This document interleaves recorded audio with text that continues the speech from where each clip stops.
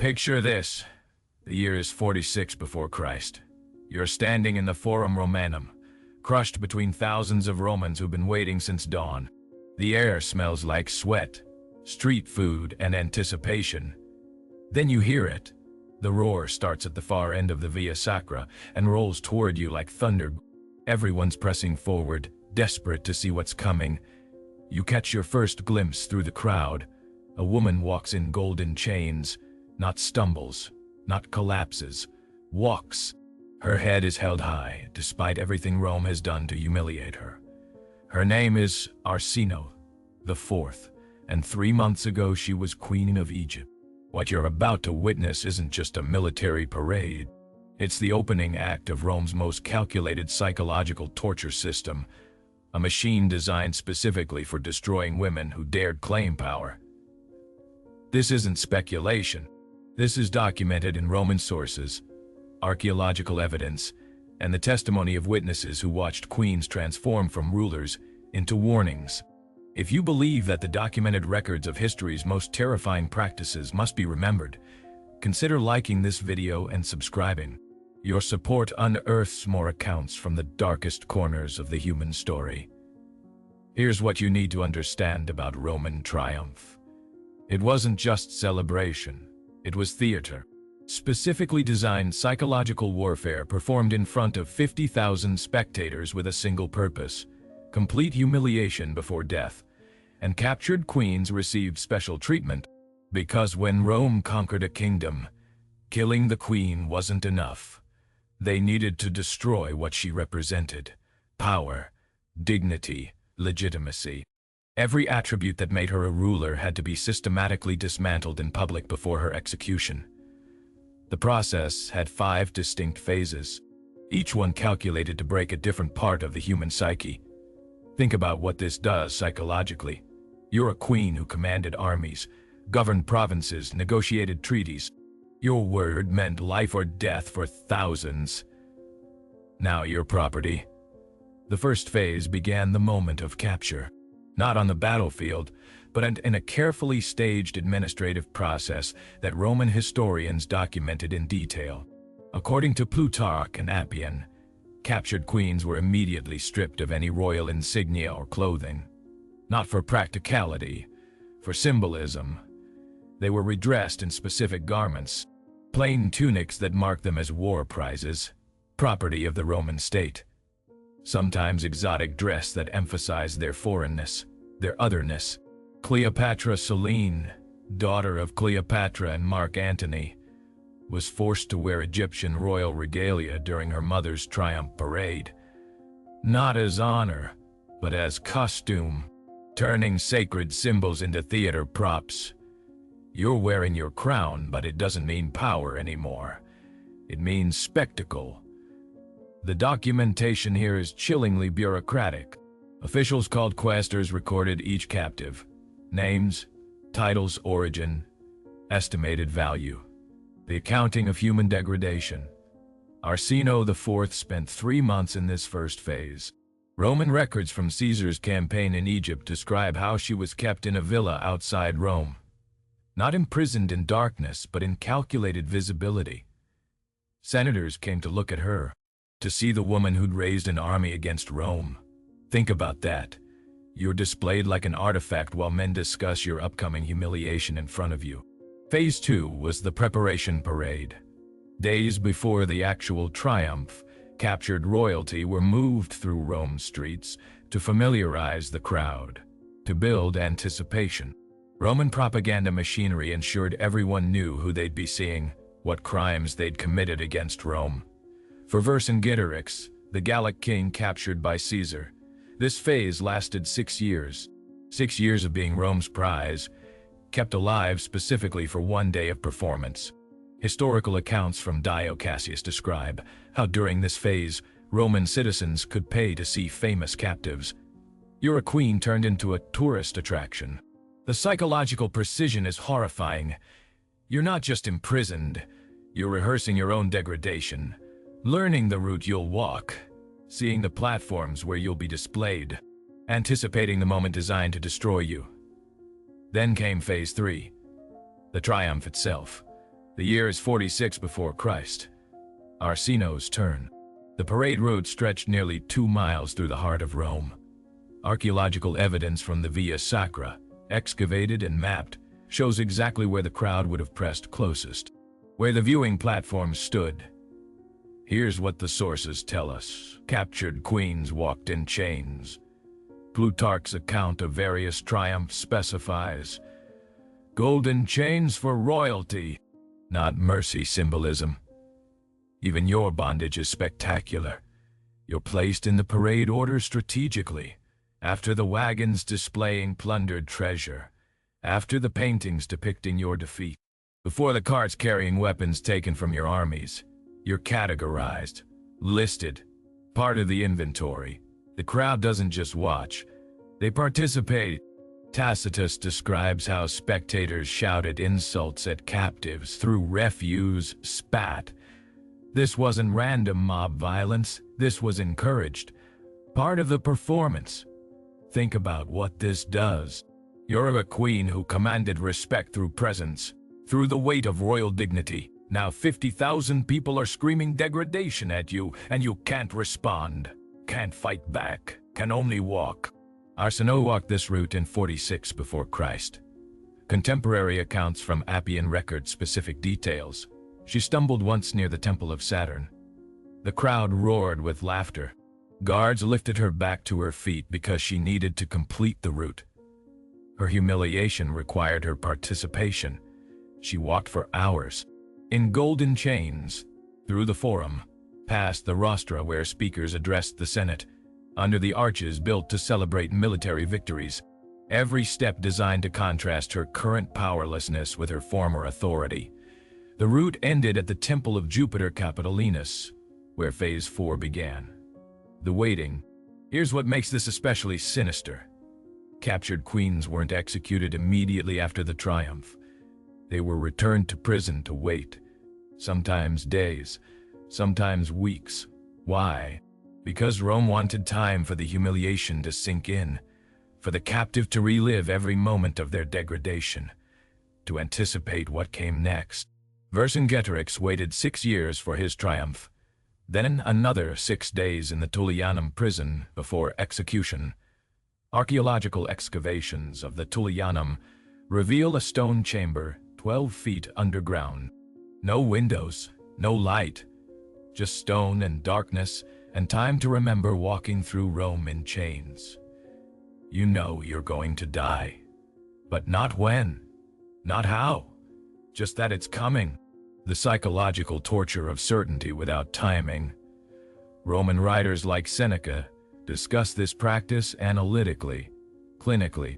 The waiting period allowed the condemned to fully comprehend their fall, from power to performance to pending death. For queens specifically, there was additional calculation. They were kept informed about what happened to their kingdoms, told about territory annexation, resource plunder, population enslavement, forced to hear how their defeat was being described in Senate speeches, in public proclamations. You're not just dying, you're watching everything you built being erased. Then came Phase 5, execution.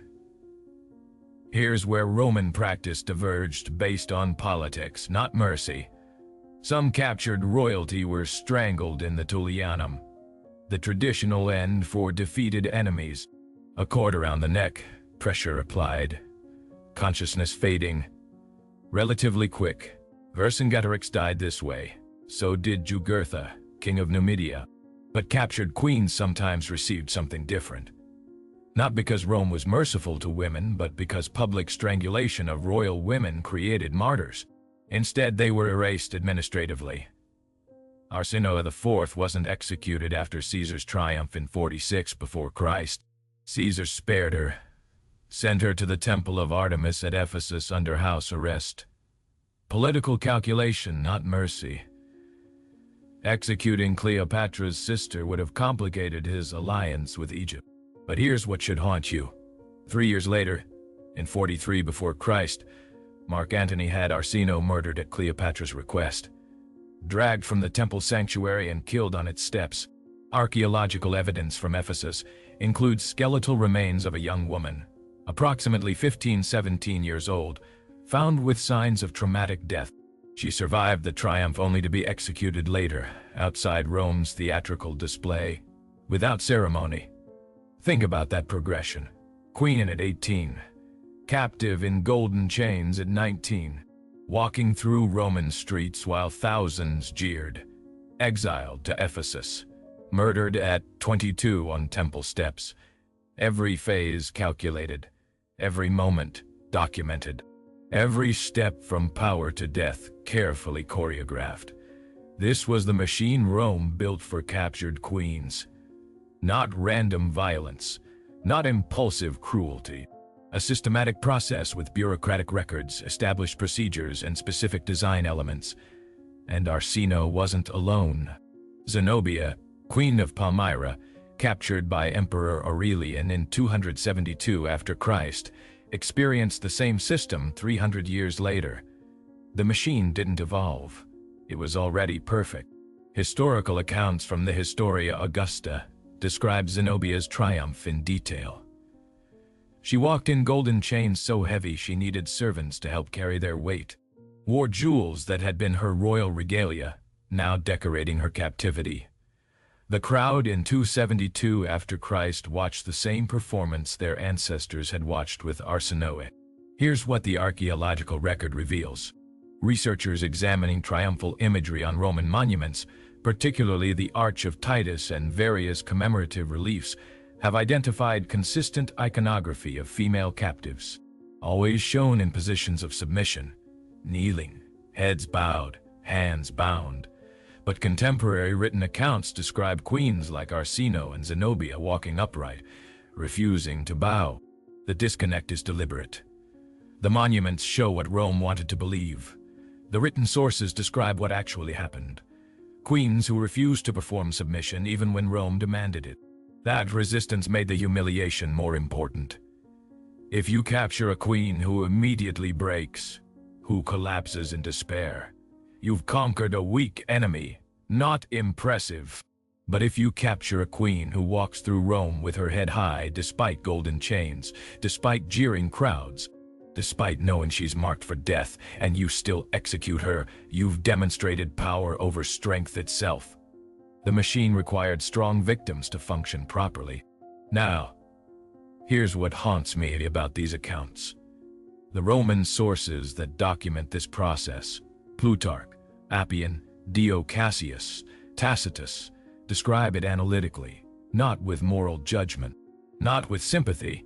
Like engineers describing a well-designed system, they note which chains displayed best, which parade routes maximized crowd participation, which waiting periods produced optimal psychological impact before execution.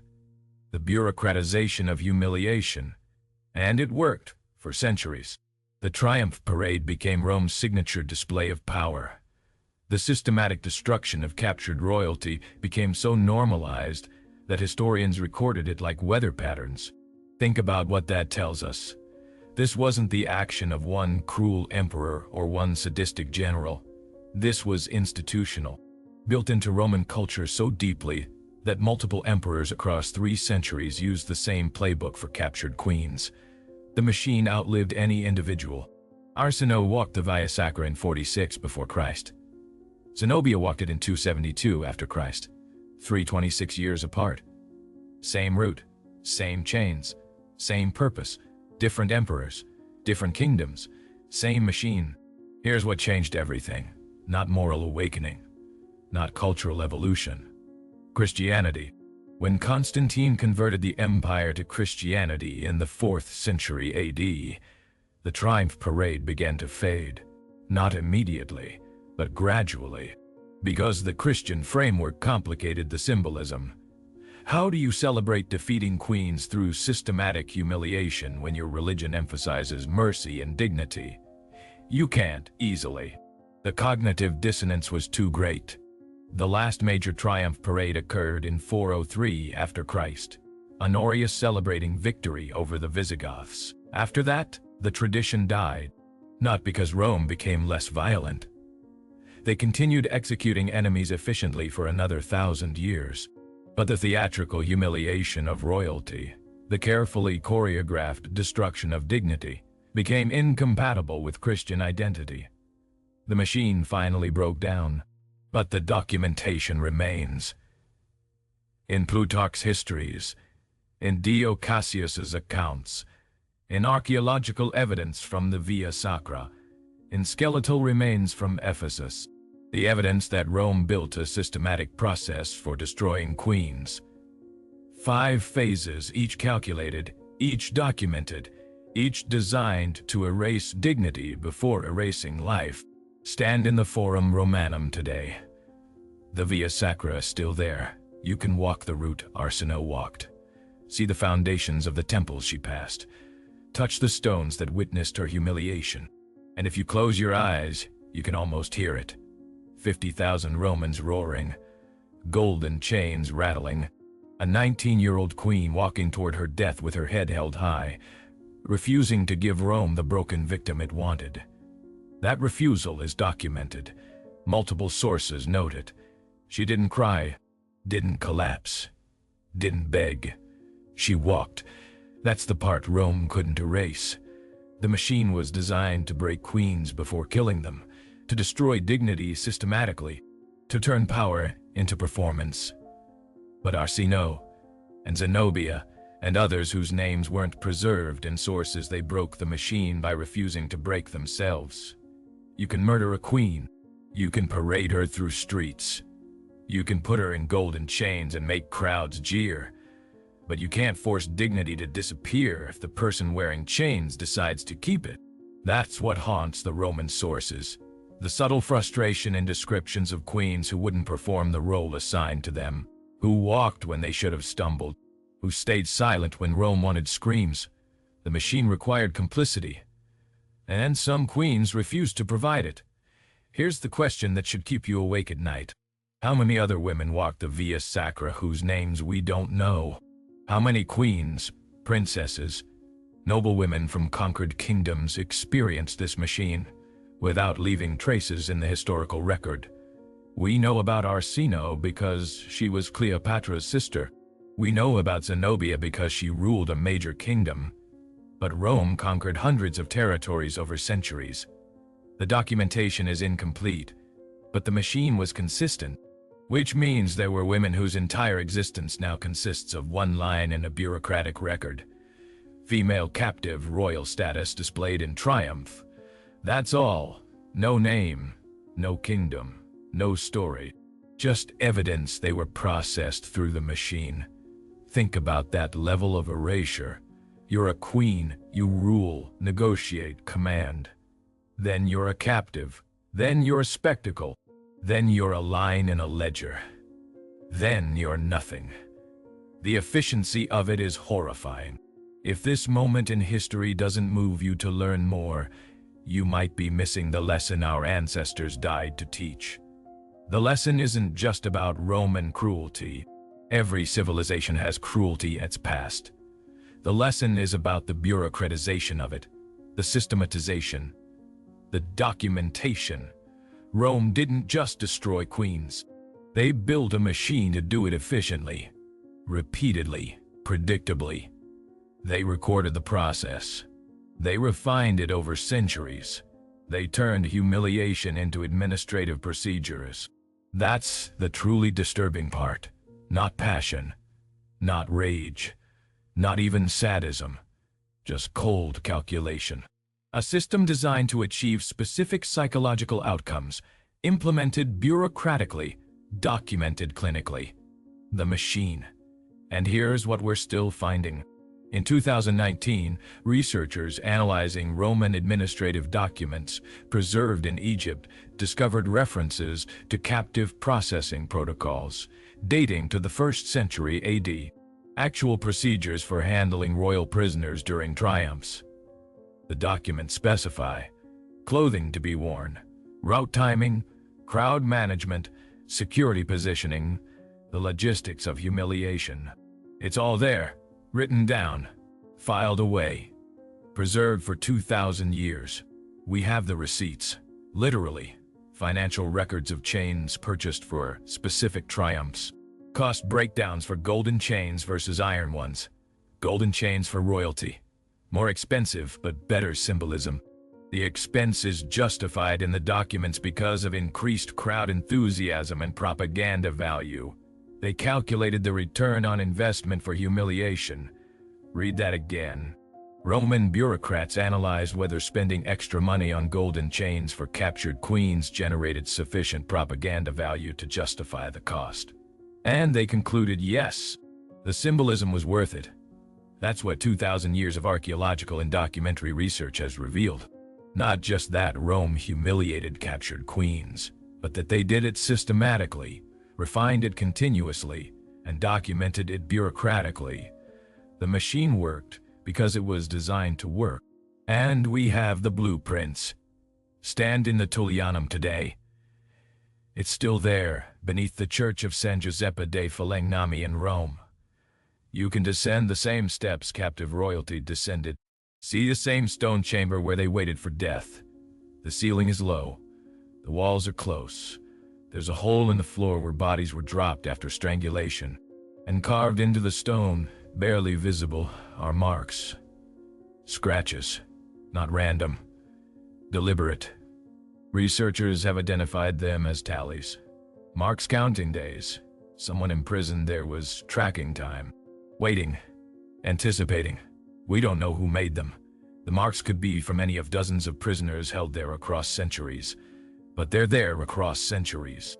Physical evidence of someone waiting to die. Marking time on stone.